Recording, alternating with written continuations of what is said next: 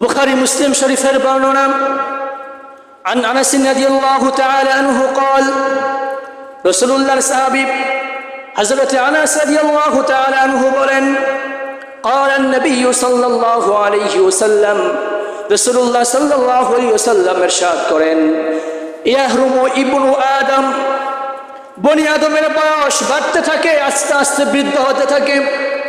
ওয়াশুব্বু মিনহু ইসলান, দুইটি জিনিস তার মধ্যে যুবক হতে থাকে।